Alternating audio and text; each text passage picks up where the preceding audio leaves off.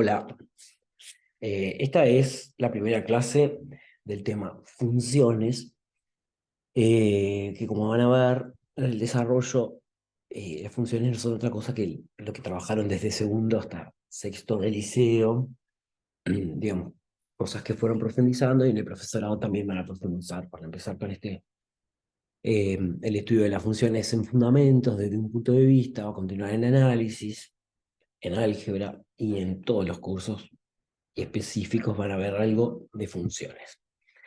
Para comenzar, les propongo que lean con atención este problema y pausen el video para resolverlo, antes de pasar a la segunda diapositiva. Eh, bueno, lo dejo que lo lean, que pausen la grabación y que vuelvan.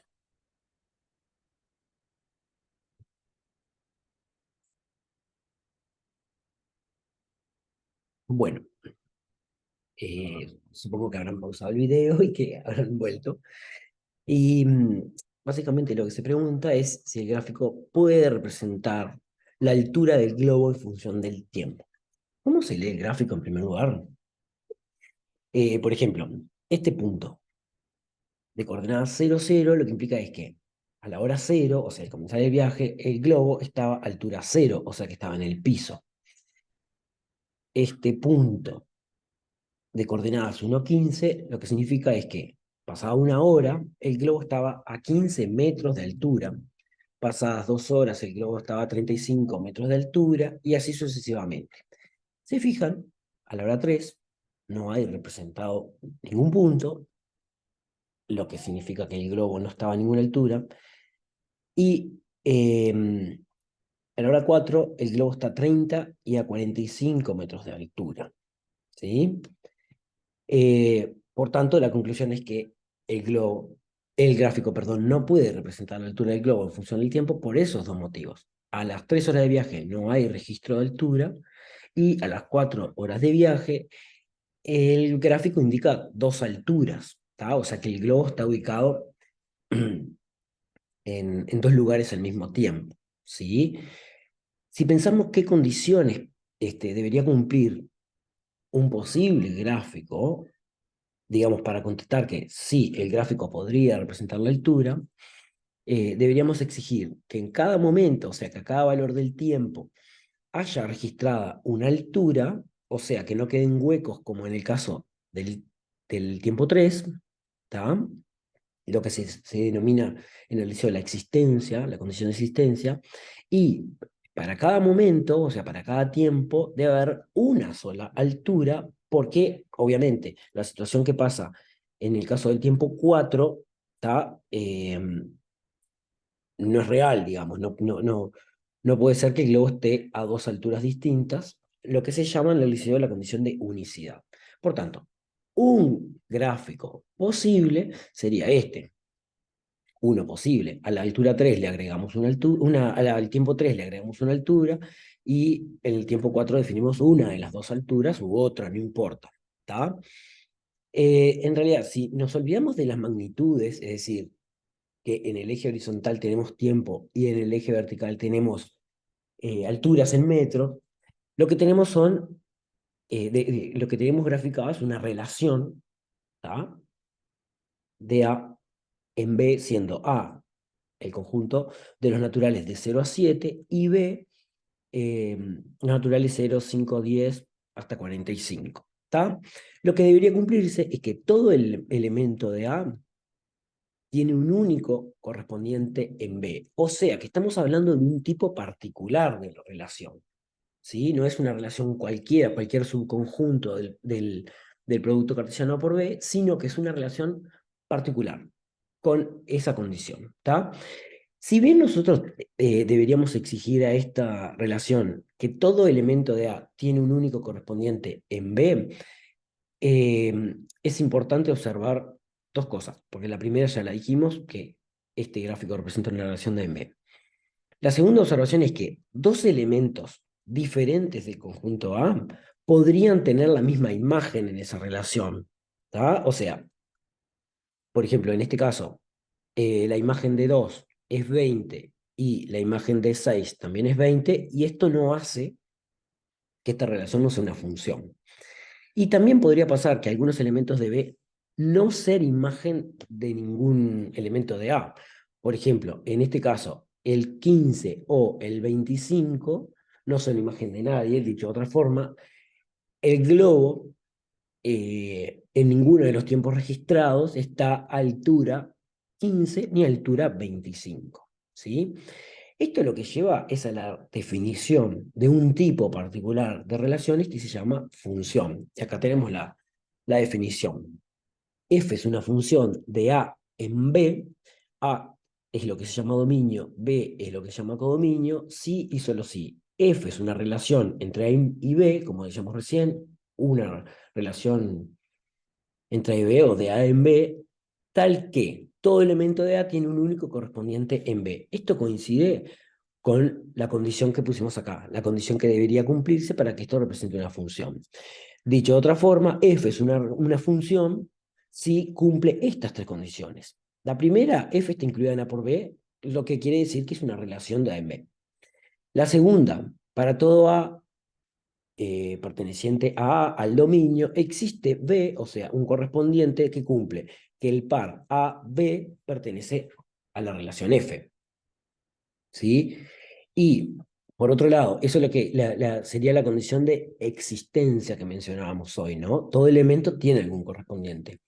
Pero nos falta la condición de unicidad, de que no haya como en el primer gráfico, dos alturas distintas para el mismo tiempo. Esto se podría escribir de la forma, si AB pertenece a F y a C pertenece a F, o sea, que F de A es B y F de A es C, entonces B y C, que son las imágenes, tienen que ser el mismo. Eso nos asegura la condición de unicidad.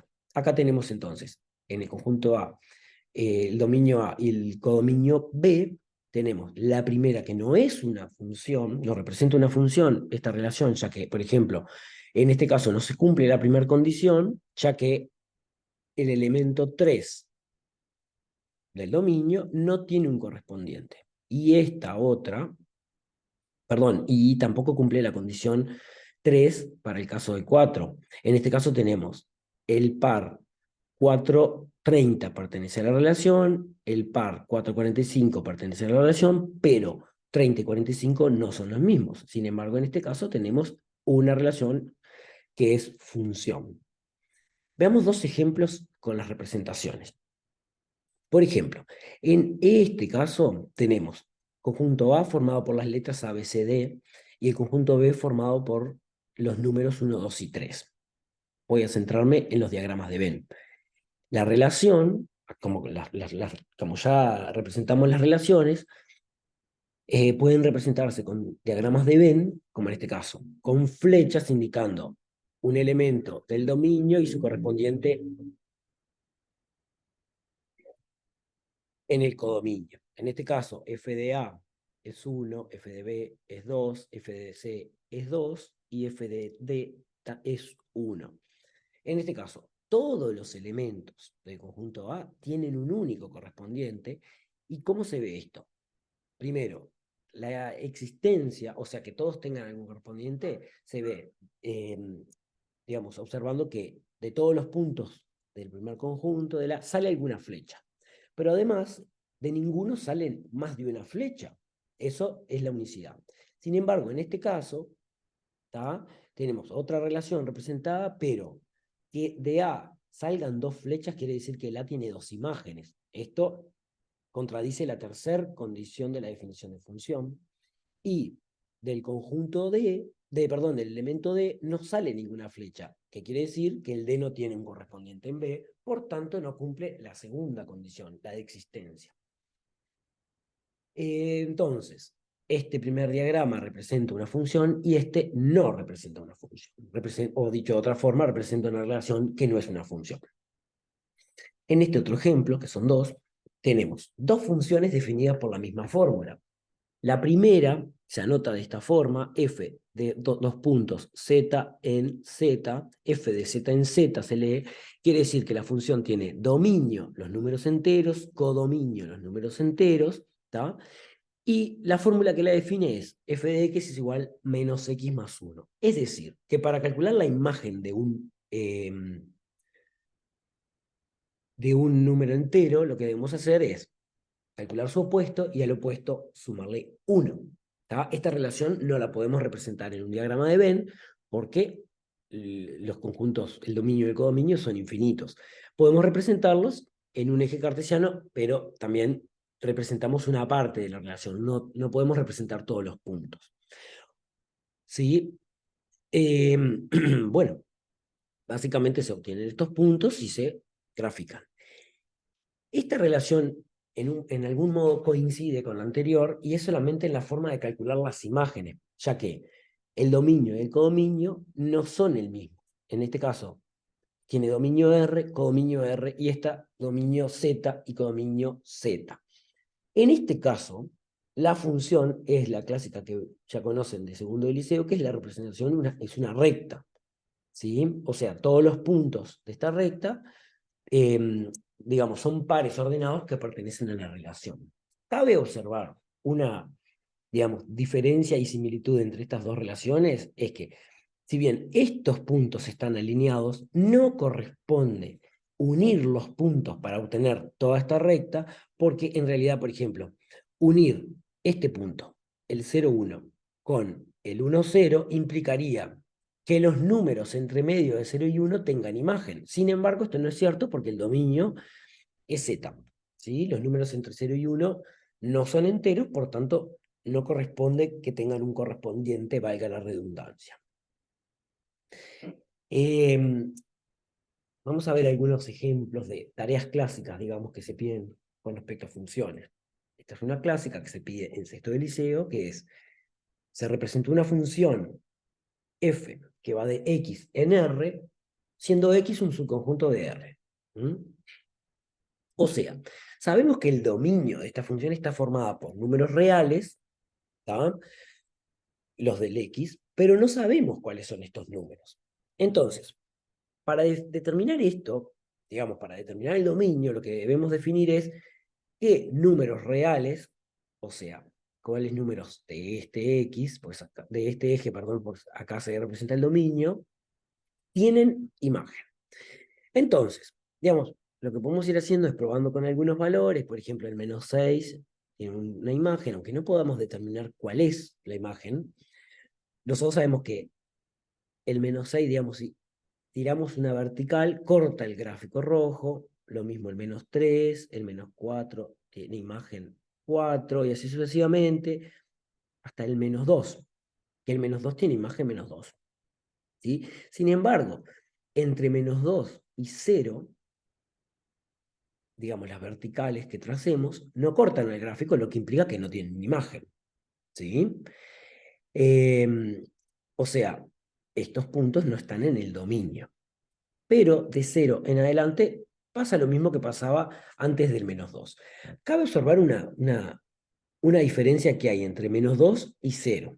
En menos 2, la gráfica termina en un puntito, lo que implica que el menos 2 tiene imagen menos 2. Sin embargo, si se fijan en este caso, el gráfico termina con una flechita, que implica que no llega hasta el 0. ¿Sí? O sea, que en este caso el 0 no tiene imagen. En resumen de todo esto, ¿cuál es el dominio de la función? El conjunto menos infinito menos 2 con paréntesis recto que implica que lo incluye al menos 2, o sea, todos los números anteriores al menos 2, incluido el menos 2, unión el 0 más infinito, o sea, todos los números positivos. Esta diferencia que observábamos entre este punto con la flecha se observa en el caso del dominio con el paréntesis curvo en el caso de menos 2 que lo incluye, y el paréntesis, perdón, el paréntesis recto en el caso de menos 2 y el paréntesis curvo en 0, que significa que ese intervalo no contiene el 0. Otra tarea clásica es determinar si estas son, por ejemplo, estas tres gráficos en R2, o sea, determinar si son funciones de dominio y codominio R, o sea, f de R en R. En caso de no ser, digamos que no sea una función, lo que deberíamos hacer es, como en el caso anterior, si es posible, determinar un subconjunto de los reales para que el gráfico sí represente una función. ¿Tá? Les sugiero que piensen un ratito en esto, por ejemplo, en este caso, las verticales que cortan o no cortan, ¿sí? al gráfico, piensen un ratito, y, porque les voy a presentar la solución. En el primer caso, todos los X, vieron que acá hay un puntito, aunque no esté marcado de forma gordita, no hay una flecha. Entonces entendemos que hay un punto si no hay flecha, ¿sí? En este caso, todos los números de 0 a más infinito, inclusive el 0, tienen una imagen única, ¿está? Pero los que son negativos no tienen imagen, ¿está? Entonces, ¿cómo podemos hacer? Pasa lo mismo que en el caso anterior, que había como un hueco en la gráfica. En este caso, definimos el dominio como aquella parte de la recta real, del eje X, de los que sí tienen una imagen. ¿Sí? Entonces nos queda el dominio 0 más infinito. En este caso, para los negativos pasa lo mismo, no cortan. Y podríamos pensar en principio que podemos hacer lo mismo. De 0 a más infinito, todos tienen alguna imagen, por tanto, el dominio es el mismo intervalo que este. Sin embargo, lo que pasa para los mayores que 0, si bien tienen imagen, tienen dos imágenes.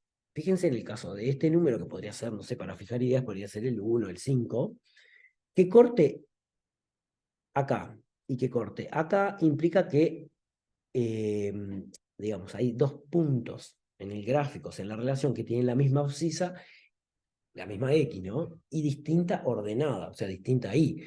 ¿Qué quiere decir? Que ese valor de X tiene dos imágenes. Por tanto, no es posible, digamos, acomodar el dominio para que sea función, porque en este caso, lo único que falla es la existencia, por tanto, recortamos el dominio, tenemos una función. Pero en este caso, además de la existencia, falla la unicidad.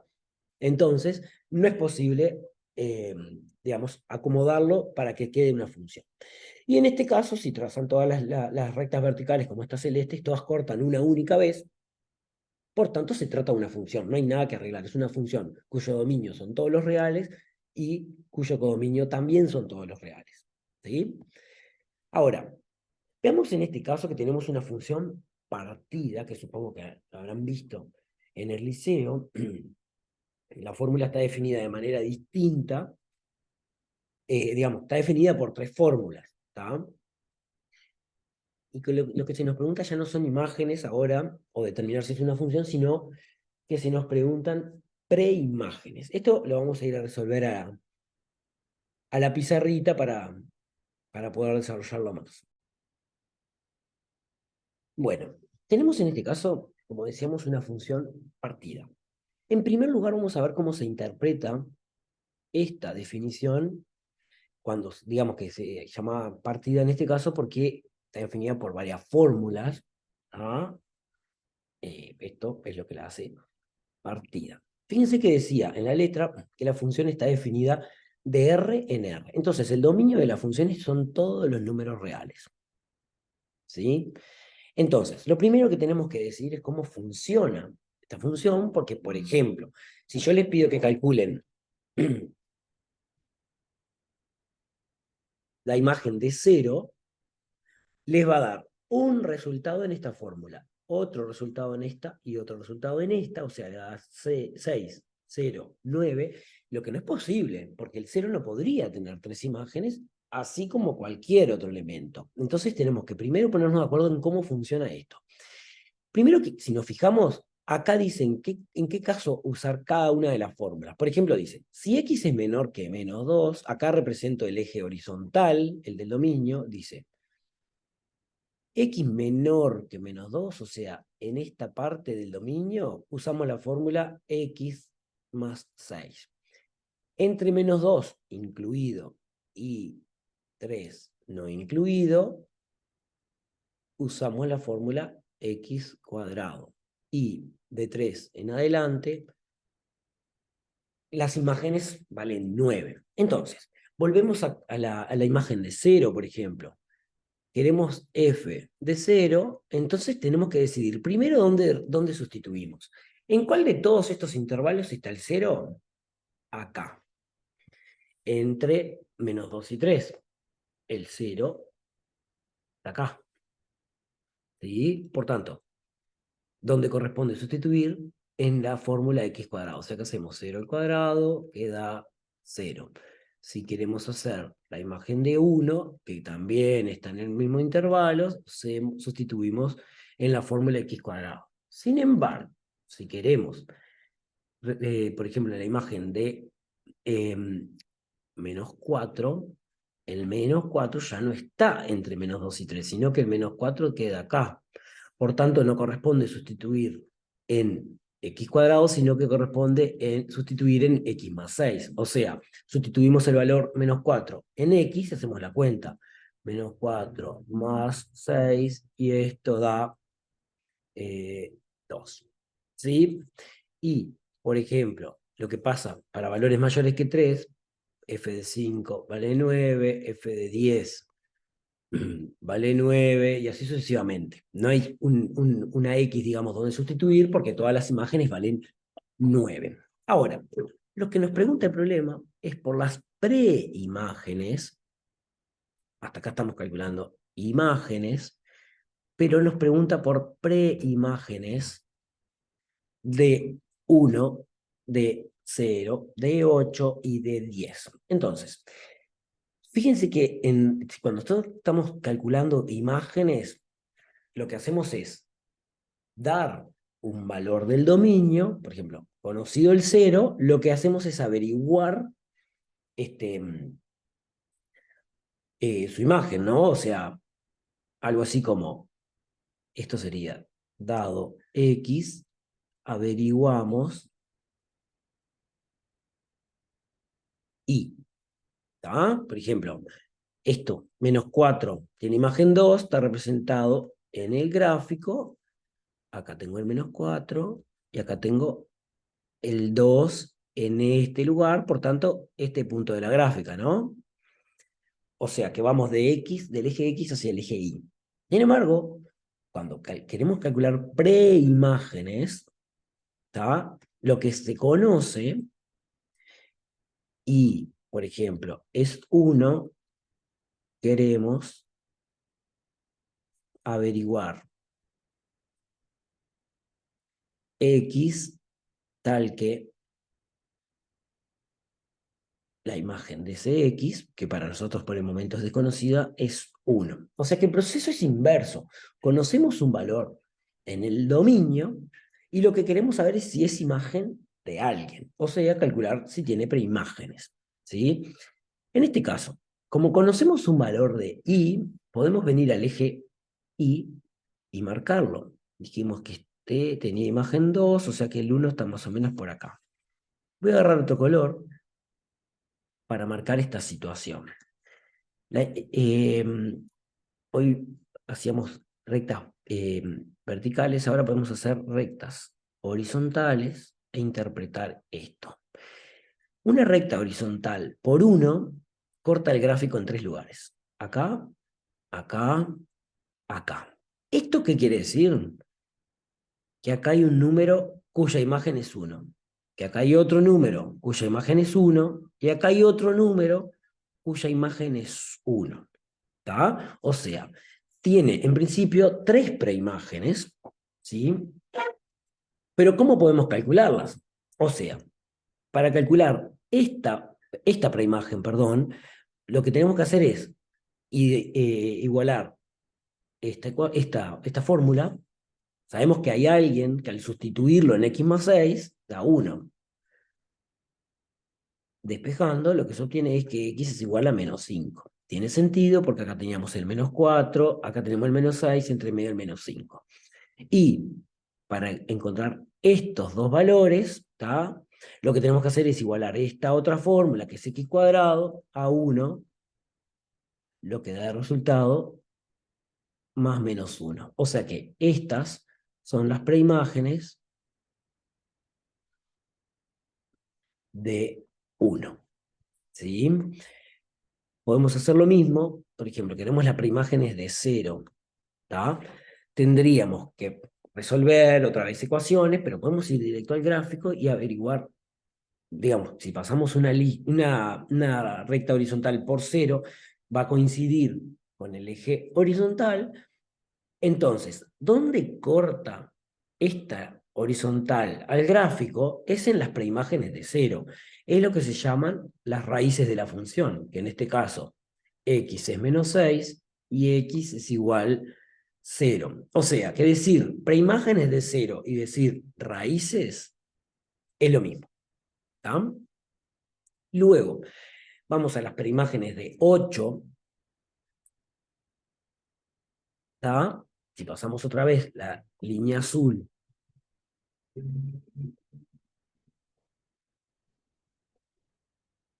Bueno, disculpen por el ruido. Ponemos el 8 acá y tenemos que tiene una sola preimagen, ¿no? De antemano sabemos que tiene una sola preimagen. ¿En qué intervalo está? En el intervalo menos 2, 3. Por tanto, lo que vamos a hacer es igualar x cuadrado a 8 y ver qué nos da. Esto da como resultado más menos raíz cuadrada de 8, que pueden ver que es aproximadamente 2, algo. No sé cuánto. Pero estos son dos números, uno negativo y uno positivo. ¿Por qué nos da dos números como resultado si nosotros vemos una preimagen sola? En realidad, cuando igualamos la fórmula a 8, no estamos distinguiendo en qué intervalo estamos, sino que esto nos va a dar todos los números que elevado al cuadrado den 8. ¿Por qué nos da 2? Porque si continuáramos esta gráfica, acá tendríamos otro valor que cumple la misma condición. Y raíz de 8 está acá, y menos raíz de 8 está acá. Sabemos que el negativo no funciona menos raíz de 8. O sea que, en este caso, x es igual raíz de 8 por cómo está definida la función. Si la función tuviera partida, digamos, este intervalo en vez del menos 2 empezar en menos 3, tendríamos dos preimágenes. Sin embargo, en este caso tenemos solo una. Así podría pasarnos si igualamos, por ejemplo, el 8 lo igualamos a x más 6, nos va a dar un valor que correspondería a el punto de corte, digamos que si continúo esta línea, corta a 8 y eso da un valor de x que en este caso no nos sirve por el dominio de la función. Y por último, si vale 9, nos preguntamos si, perdón, vale 10, esto es 10, corrijo, en realidad no precisamos resolver ninguna ecuación porque si pasamos una recta horizontal por 10, no corta el gráfico, por tanto, no, bueno, eso, no tiene preimágenes, ¿sí? Así como al pasar, podemos pensar otra vez en el conjunto imagen, en el recorrido de la función, que serían todos los números, en este caso, del eje Y, que son imagen de algún número real. O sea, perdón, recorrido de f, en este caso. ¿Para qué rectas sería equivalente a preguntarnos qué rectas cortan en algún punto a las rectas horizontales que cortan en algún punto del gráfico? En este caso, el máximo valor que es imagen de alguien es el 9. De 9 para hacia arriba, o sea, mayores que 9, no son imagen de ningún valor. Pero si seguimos de 9 hacia abajo, todos son imagen de algún valor. ¿Sí? Hasta, eso se escribe como menos infinito. O sea, desde menos infinito hasta 9 inclusive, quiere decir todos los números menores o iguales que 9 son imagen de algún valor en x, o sea, el recorrido de la función es el intervalo menos infinito 9. Un aspecto importante para estudiar de las funciones es la clasificación. Recuerden que nosotros definimos una función como una relación que cumple alguna condición particular, que era la existencia de la unicidad. Todo elemento del dominio tiene imagen y esa imagen es única, ¿tá? Pero lo que observamos es que elementos distintos del dominio podían tener la misma imagen, ¿sí? No necesariamente tienen la misma, y podían haber elementos del codominio, ¿tá? Que no tengan preimagen, o sea, no son imagen de ningún elemento de A.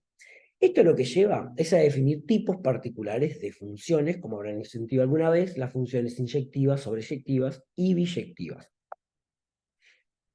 Con respecto al caso de las funciones inyectivas, fíjense el primer caso, que lo que tenemos es, lo que tenemos dibujado en toda esta sección son dos funciones, ¿sí? En este caso tenemos una función donde se repiten una imagen, en este caso el 3 y el 4 tienen la misma imagen, sin embargo, en este caso, dos elementos cualquiera del dominio, si son distintos, tienen imagen distinta. Entonces, este tipo de funciones se llama inyectiva.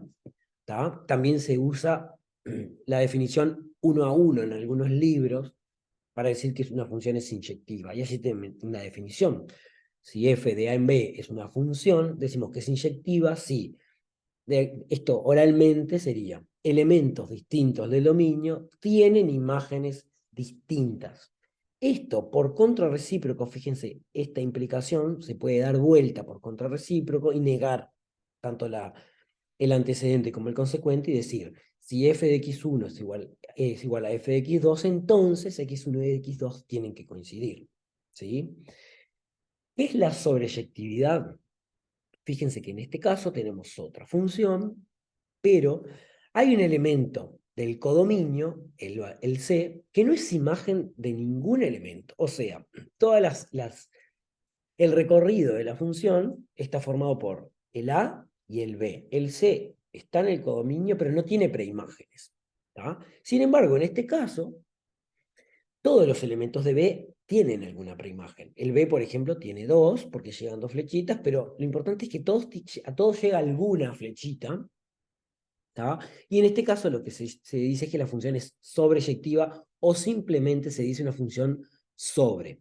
¿Cuál es la definición? Tenemos una función f de a en b, dominio a con dominio b, y decimos que es sobreyectiva si f de a, o sea, la imagen de todo el conjunto, coincide con b, o lo que es lo mismo, dado cualquier elemento de b, cualquier i en el codominio, existe un x en el dominio, digamos una preimagen de ese i, ¿no? O sea, la imagen de x vale i, o lo que es lo mismo, x es preimagen de i. Si cruzamos estas dos clasificaciones, tengo acá los dos ejemplos que pusimos para inyectividad y acá los dos para sobreyectividad, tenemos. Este ya dijimos que era no inyectiva, pero veamos que tampoco es sobreyectiva, porque el elemento E no tiene preimagen. Esta dijimos que era inyectiva, pero ahora vemos que tampoco es sobreyectiva, porque el C no tiene preimagen. Si nos vamos a los ejemplos que vimos para la sobreyectividad, tenemos que en este caso, perdón, ahí dice sobreyectiva, pero es no sobreyectiva. Lo voy a corregir para mandarles la presentación. Y este caso es, porque no es sobreyectiva, dijimos por el elemento C, pero aparte no es inyectiva porque el 2, 3 y 4 tienen la misma imagen. Y en este caso es sobreyectiva, pero no es inyectiva, ¿tá? Porque el 2 y el 3 tienen la misma imagen, ¿tá? Esto nos hace preguntarnos, nos permite preguntarnos si existen funciones que sean a la misma vez sobreyectivas e inyectivas. Y eso es lo que, por ejemplo, tenemos acá un ejemplo que vemos que todos los, digamos, elementos distintos tienen imágenes distintas y todos los de B tienen preimagen. Eso es lo que se llama una función biyectiva. Es inyectiva y sobreyectiva a la vez, y eso es lo que dice la definición. Una función es biyectiva si es inyectiva y sobreyectiva al mismo tiempo. Ahora, cuando hablamos de clasificar una función, si un ejercicio pide clasificar una función, lo que hay que contestar es si la función es inyectiva, sobreyectiva, ninguna de las dos, una de las dos, o es biyectiva, que sería ambos, ¿no? Entonces, consideramos ahora cuatro funciones que tienen como dominio como codominio a R. Es decir, son funciones de R en R. ¿Tá? Lo que se pide es clasificar. Tenemos que decidir si una es inyectiva y sobreyectiva, o si es inyectiva no sobreyectiva, y así todas las combinaciones. Básicamente lo que les quiero explicar es cómo clasificarla dado su gráfico. Recién mirábamos cómo clasificarla dado el diagrama de Venn, ¿sí? Ahora, ¿cómo hacerlo con el gráfico? Piensen un minuto y les presento la respuesta.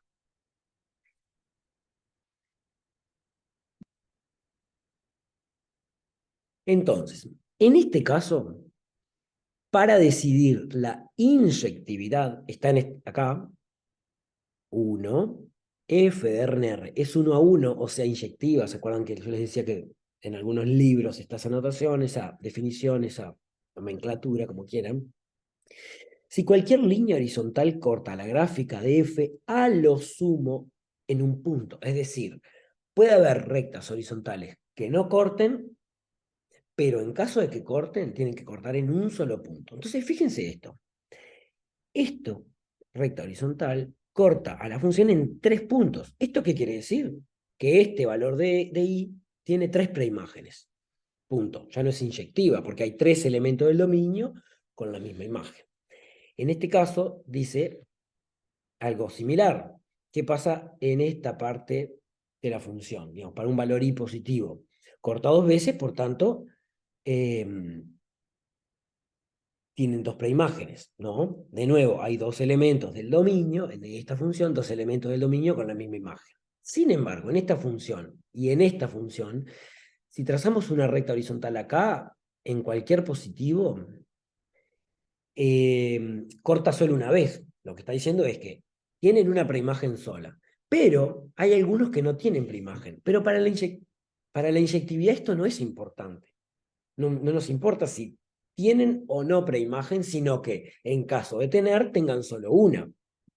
¿Tá? O sea que esta es inyectiva y la condición es acá, que cualquier recta horizontal corta en cero o en un punto. Y en este caso todas cortan en un punto, por lo que también es inyectiva.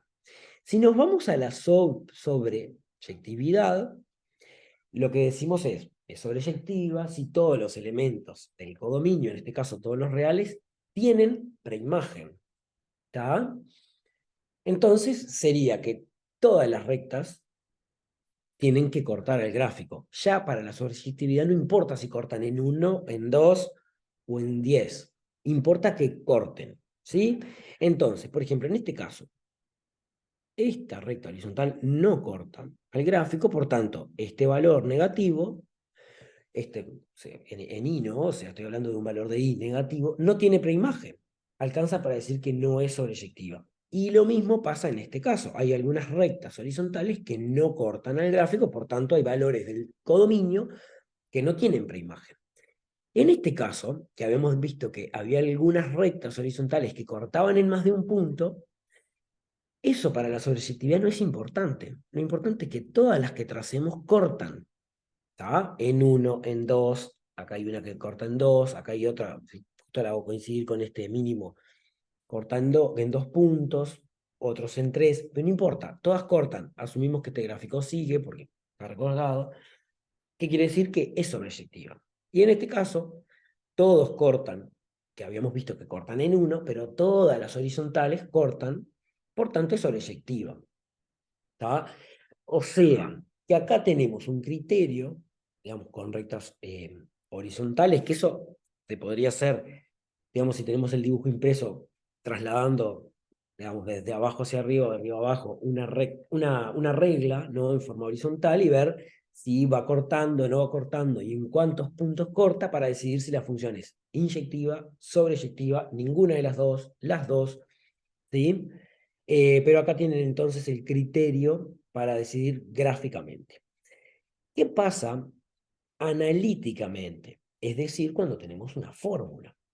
Tenemos dos funciones que igual que hoy están definidas por la misma fórmula, pero una está definida con dominio de los enteros y codominio de los enteros y la otra dominio y codominio reales. Lo que nos pide en primer lugar es probar que esta función es biyectiva, lo que vamos a hacer en la pizarra. O sea, tenemos que probar que la función es inyectiva y es sobreyectiva.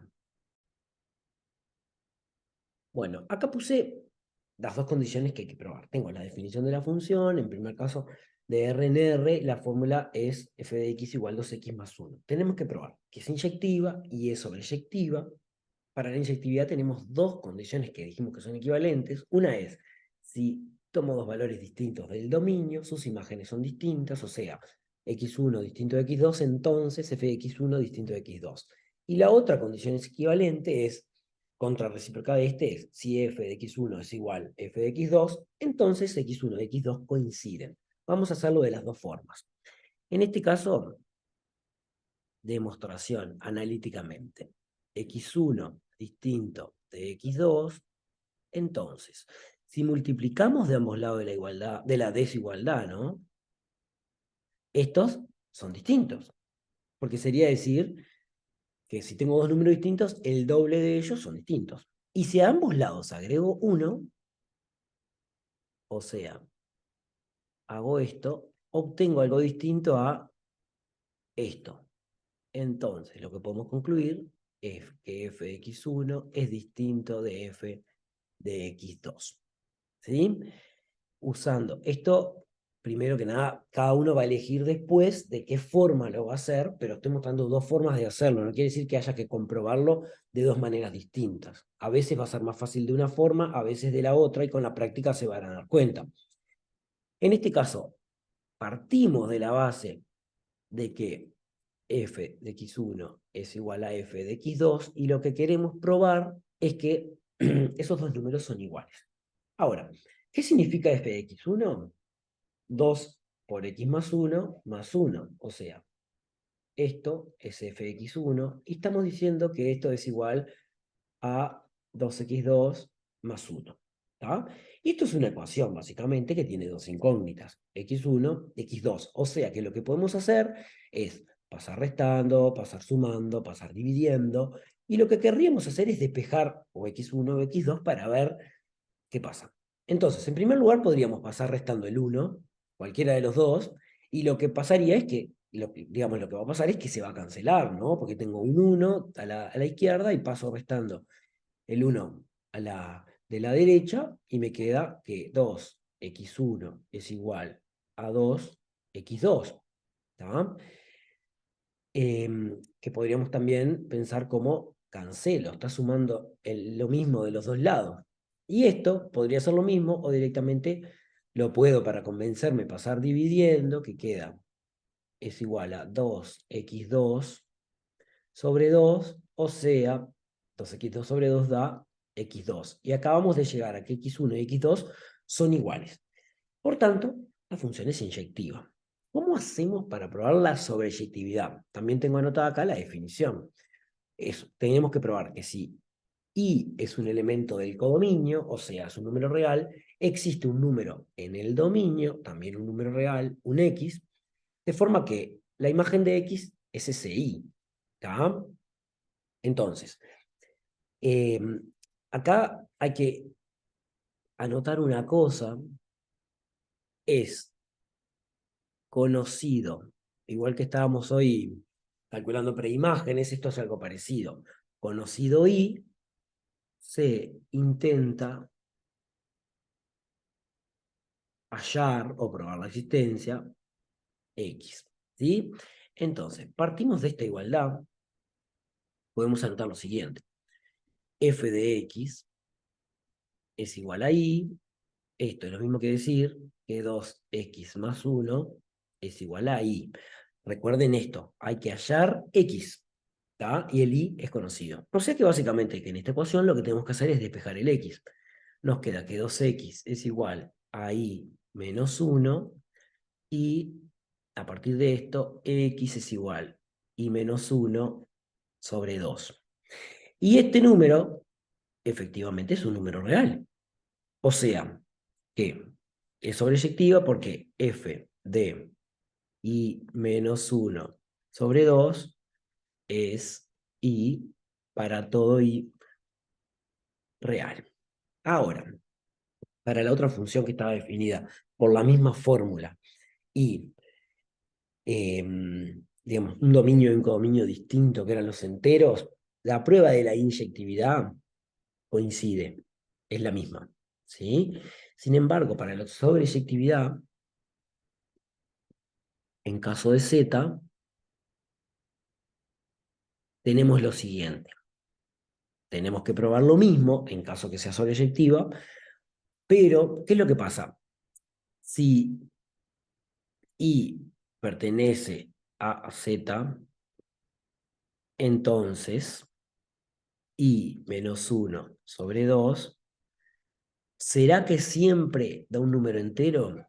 Y digamos, esto es obvio que no, porque al dividir entre 2, por ejemplo, un número impar, nos da un número que no es entero. O sea que no es verdad que, dado un i perteneciente a z, exista un entero que sea la preimagen de z. Por ejemplo, si agarramos i es igual a 2, entonces i menos 1 sobre 2 es un medio que no pertenece a z.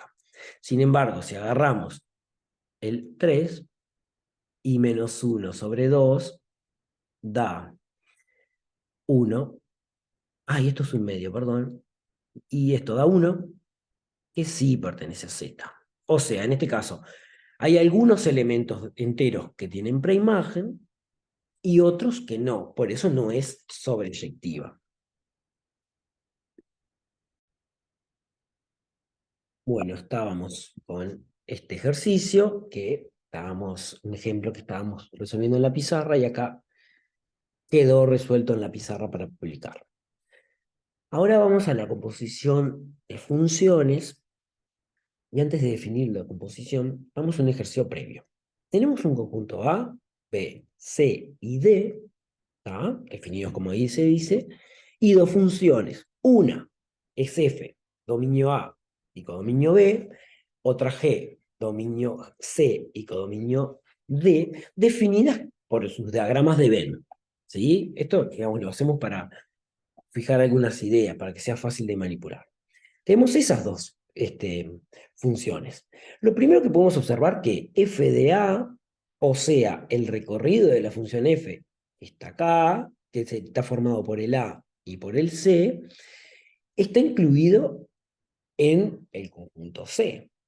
¿Tá? O sea que las preimágenes justo caen, perdón, las imágenes de la función A caen justo en el dominio de la función G. Esto lo que nos permite, como caen dentro del dominio, nos permite a esas imágenes aplicarles ahora la función G. Fíjense que es lo que tengo en este otro dibujo. Tengo F, que caen las imágenes a A y a C, y al A y al C les calculo, digamos, llamamos la imagen de A y de C, puse punteada la de G, porque a ese no le vamos a calcular la imagen, ¿sí? Pero entonces, ¿qué es lo que te termina pasando? El 1 lo puedo hacer ir a parar al W, el 2 también, porque hacemos como un recorrido intermedio por esas imágenes, por F. Entonces, lo que queda definida es otra función nueva, una que va de A directo, digamos, con dominio a el codominio D. Y esta función se llama composición de F con G. Fíjense, se anota de esta forma y justo la notación, esto es importante, observar que la notación es al revés de cómo se aplican las funciones. Es decir, dado el conjunto A, primero se aplica F y luego se aplica G, pero en la notación se escribe primero G, un circulito, que significa composición, y después la función F. O sea que al revés de cómo se aplican. Esto se lee G compuesta con F. El diagrama de la nueva función, digamos, si yo me olvido de la parte intermedia, es lo que les decía hace unos minutos. El 1, el 2 van a parar a W, el 3, el 4 y el 5, los que pasaban por el C, van a parar a X. ¿Sí? Es importante observar que eso no lo vamos a probar, que lo que queda definida es efectivamente una función, por esto de que el recorrido f de a quedó incluido en C, que es el dominio de la segunda función. ¿Qué pasa si esta inclusión no se diera? Por ejemplo, agarré otras funciones f y y, ¿tá? En donde, acá tengo el conjunto C, que es el dominio de G, pero la imagen de 5 no cae dentro del dominio de G. ¿Qué quiere decir? Que al D no tengo cómo hallar la imagen por G. ¿Tá? Entonces, cuando voy directamente por la composición de A D, me queda el 5 colgado, digamos, sin imagen. Por lo tanto, lo que queda definido al componer estas relaciones, ¿tá? Me queda definida una relación de A en D, pero que no es función. ¿Sí? Entonces, digamos, como generalización, tenemos la definición de composición de funciones. Tenemos exactamente la misma notación, una función de A en B, una función de C y D, el recorrido de F, o sea, F de A está incluido en C, y se define la relación G compuesta con F, que va de A en D, y así es como se lee, digamos, G compuesta con F de X. ¿Qué sería? Fíjense que es importante esta notación. ¿Cómo se calcula la imagen de alguien de A? Digamos, ese elemento que está en D. Primero se aplica F y a lo que da se le aplica G. Por eso dice G de F de X. Y esta notación G de F de X sí coincide en el orden con esta notación de composición. Veamos un ejemplo para ver cómo funciona esto de la composición si pensamos en términos analíticos, ¿no? O una formulita. Como ejemplo, tenemos acá dos funciones. Una función f, definida con el dominio y codominio, los reales, y la fórmula es f de x igual 2x. Y lo mismo con una función g, pero la fórmula es x cuadrado. Entonces, fíjense que nos piden tareas con la composición en dos sentidos. ¿Tá? Entonces, vamos a operativizar, digamos, esa notación que estaba en la definición, que era la siguiente. F compuesta con g de 2, según la definición, esto es importante, es lo mismo que hacer f de g de 2. ¿Quién es g de 2? Hay que hacer la imagen de 2 por la función f. Esto, si calculo en g la imagen de 2, esto da 2 al cuadrado, que es 4, o sea que hay que hacer f de 4, y ahora 2 por 4 es 8. Pero, si calculo G compuesta con F de 2, esto, según la definición, es lo mismo que hacer G de F de 2. Por tanto, la primera imagen de 2 que vamos a calcular es acá, en F, ¿tá? Que también da 4. ¿Tá? O sea que tenemos que calcular G de 4, pero ahora este 4, fíjense que este 4 lo sustituimos en F, pero ahora este 4 en G, y esto da 4 al cuadrado, que es 16. ¿Sí? O sea que son distintos estos dos, ¿tá? Y podrían ser iguales, no hay problema. Y también una clásica tarea que se pide es hallar una fórmula para la composición. Por ejemplo, esto. F compuesta con G, una genérica de X es lo mismo que hacer por la definición F de G de X, esto es lo mismo que hacer. ¿Quién es G de X? X al cuadrado. Lo mismo que hicimos con este 2, pero ahora genérico. F de X cuadrado. Y lo que significa F de X cuadrado es sustituir en la fórmula de F todas las X, que en este caso es una, por X al cuadrado. O sea que nos queda 2X al cuadrado. Y si componemos de la otra forma, o sea, G con F, esto va a quedar G de F de X, esto es lo mismo que hacer G de 2X, porque F de X es 2X, o sea que ese F de X es 2X, y G de 2X, igual que hicimos en este, sería lo mismo que sustituir en la fórmula de G todas las X por 2X, o sea que nos va a quedar 2X al cuadrado. Ustedes dirán en principio, pero esto y esto deben dar lo mismo, porque acá me dio distinto. no da lo mismo porque en realidad 2x al cuadrado, si pensamos en esta propiedad que dice a por b al cuadrado y le hago cualquier potencia, es lo mismo que hacer a cuadrado por b cuadrado. En este caso nos va a quedar el cuadrado de 2 es 4, y el cuadrado de x es x cuadrado. Fíjense que tiene sentido. En este caso, si sustituyo acá la x por 2, me queda 2 por 4, que es 8, y acá me queda 4 por 4, que es 16.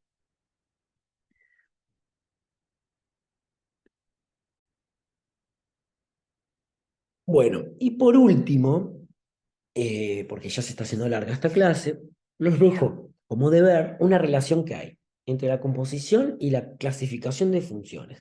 Fíjense que nosotros empezamos en esta clase definiendo lo que eran funciones, algunos criterios para decidir si una función si una relación es o no una función, con un diagrama, con un gráfico, como acotar el dominio, ¿tá? Luego pasamos a la clasificación que dijimos que clasificábamos cuando decidíamos si era biyectiva, sobreyectiva, inyectiva, ¿sí? Y por último definimos una forma como de operar entre funciones, que esa forma de operar son la composición, ¿sí? Ahora establecemos una relación entre la composición y la clasificación. El punto 1 y 2 básicamente lo que dicen es, si componemos dos funciones inyectivas, lo es la composición, y lo mismo, si las dos son sobreyectivas, la composición también es sobreyectiva, ¿sí? El 3 y el 4 piden enunciar los recíprocos y decidir si son verdaderos o falsos, ¿tá? Y para esto, si bien se los dejo de deberes, bueno, les dejo las soluciones también en estas presentaciones, ¿sí? Así que bueno, esto es todo.